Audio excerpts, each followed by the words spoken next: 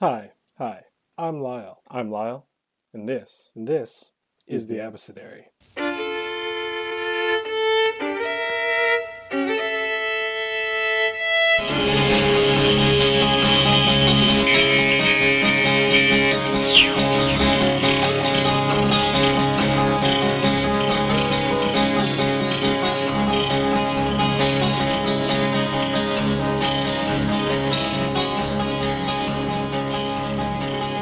The Abecedary is a comic based on definitions and quotations from the Oxford English Dictionary. Each Abecedary presents a scene based on the example quotation. This week is a double feature with the words Lickpot and Mucksweat. Lickpot, noun. Obsolete, a name for the first finger. Today's quote comes from Ranulphi Higden. He was born around 1280. He was an English chronicler and a Benedictine monk at the monastery of St. Werburgh in Chester, which is near the Welsh border. Ranulphi Higden is the author of the Polychronicon, a long chronicle of universal history and theology. It was translated into English multiple times. The quotation here comes from a translation by John of Trevisa, made in 1387. Now, this text is still in Old English, and although I did find a full copy of the Trevisa translation, I can't read it. It's in Old English. I will link to the full version in the description of this video if you're interested. But for our purposes today, I'll just be focusing on the quote, which, as near as I can tell, comes from a passage about Otho in Rome.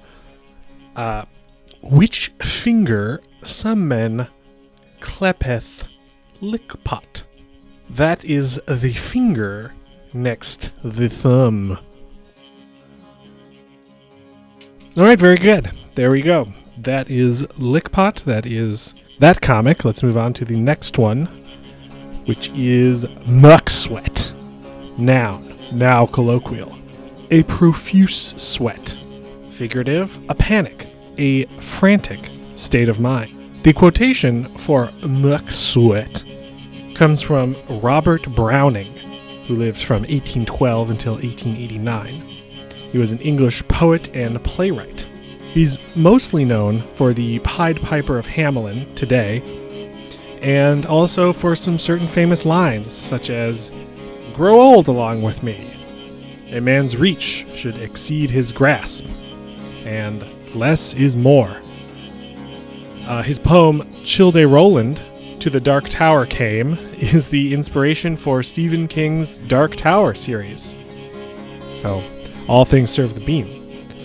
The quote, however, today is from a poem of his called Ned Bratts, and I have the poem here, and we'll read it hopefully in full. We'll see.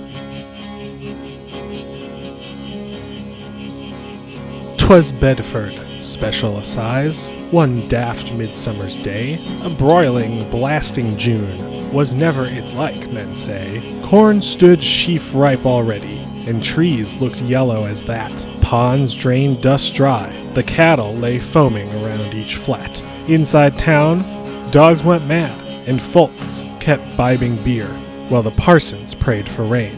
'Twas horrible, yes, but queer.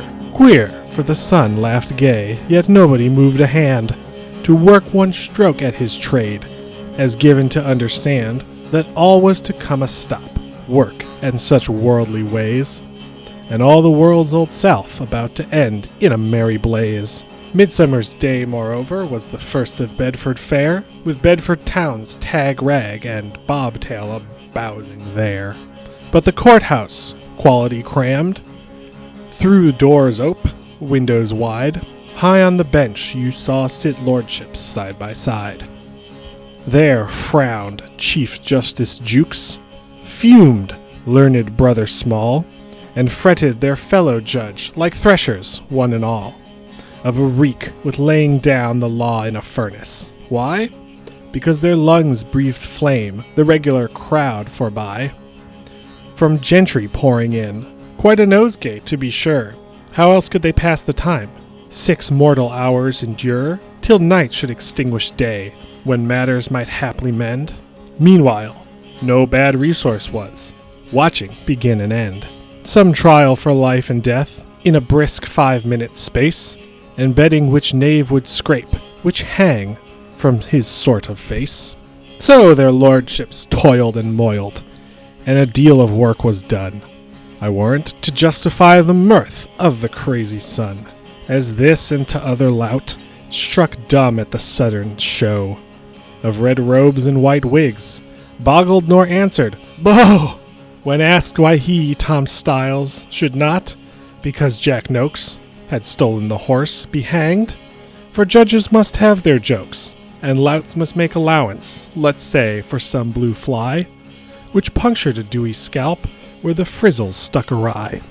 Else Tom had fleered scot-free, so nearly over and done was the main of the job, full measure. The gentles enjoyed their fun. As 25 were tried, rank Puritans caught at prayer, in a cow-house, and laid by the heels. Have at 'em, devil may care, and 10 were prescribed the whip, and 10 a brand on the cheek, and 5 a slit of the nose, just leaving enough to tweak. Well, things at jolly high tide, amusement steeped in fire, while noon smote fierce the roof's red tiles to heart's desire. The court a-simmer with smoke, one ferment of oozy flesh, one spirituous humming musk, mounting until its mesh, entoiled all heads in a fluster, and Sergeant Postlethwaite, dashing the wig oblique as he mopped his oily pate, cried, "Silence, or I grow grease! No loophole lets in air. Jurymen, guilty, death, gainsay me if you dare. Things at this pitch, I say, what hubbub without the doors? What laughs, shrieks, hoots, and yells? What rudest of uproars? Bounce! Through the barrier throng, a bulk comes rolling vast. Thumps, kicks, no manner of use, spite of them rolls at last. Into the midst a ball which bursting brings to view Publican black Ned Bratts, and Tabby, his big wife too, both in a muck-sweat, both, where never such eyes uplift at the sight of yawning hell, such nostrils, snouts that sniffed, sulphur, such mouths agape, ready to swallow flame, horrified, hideous, frank fiend faces, yet all the same, mixed with a certain, how shall I dare style, mirth?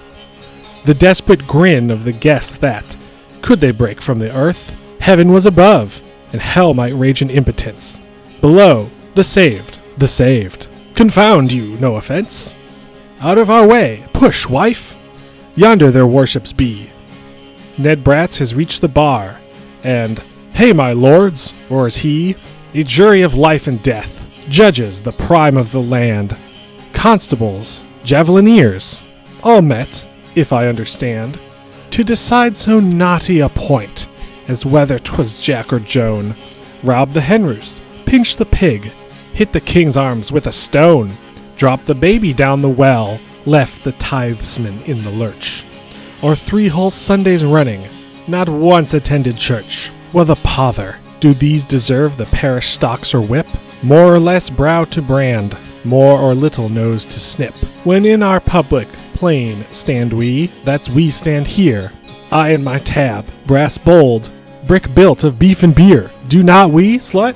Step forth and show your beauty, jade. Wife of my bosom, that's the word now. What a trade we drove. None said us nay. Nobody loved his life so little as wag a tongue against us. Did they, wife? Yet they knew us all the while, in their hearts for what we are. Worst couple, rogue and queen, unhanged. Search near and far. Tab, the peddler now, or his noggin, who warned a mate to cut and run, nor risk his pack, where its loss of weight was the least to dread. Ha! How we two laughed a good, as stealing round the midden, he came on where I stood, with billet poised and raised, you ready with the rope. Ah, but that's past. That's sin repented of, we hope.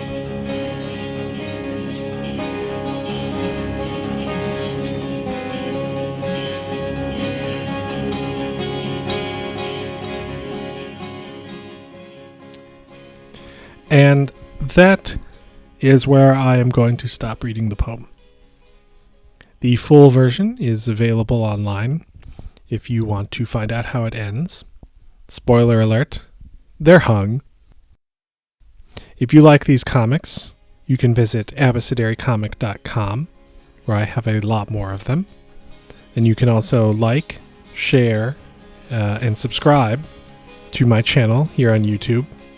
Leave a comment, and I will catch you next week for another drawing video. Woohoo!